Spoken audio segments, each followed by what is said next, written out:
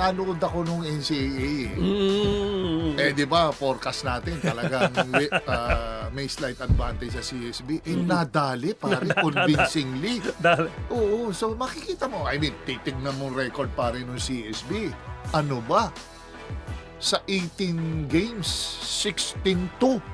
Pare, 16 wins, 2 losses lang ang CSB noon. Para mga ganun ang ano niya, ang statistics, ang stats niya. Eh bakit natalo nung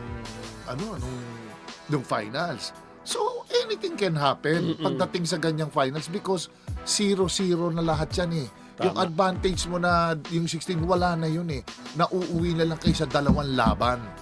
So yan, nagtatransform yung iba dyan, ang pressure, pumapasok sa team, sa mga players, how they handle it, yung iba, pwedeng they handle it well, yung iba, hindi.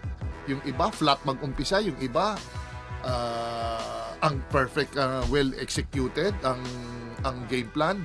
At saka pare, dito, tandaan mo, pagkalaban, may yung mga ihihimay-himay nila lahat na maganda mong ginawa. I'm sure kada team mayroong mga plan A, plan B, may mga strategy yan. So, nakakatakot itong UP na to. Kasi itong UP, champion sila sa itong UP na to, pare, nag-champion na rin ito. Nakaamoy na rin ng dugo ito. Kung Finals na yata to eh. Oh, yung sabi ni Coach Pidor, di ba? Yung hinanap niya sa UST na walang experience sa Final Four, isa lang si Padrigaw.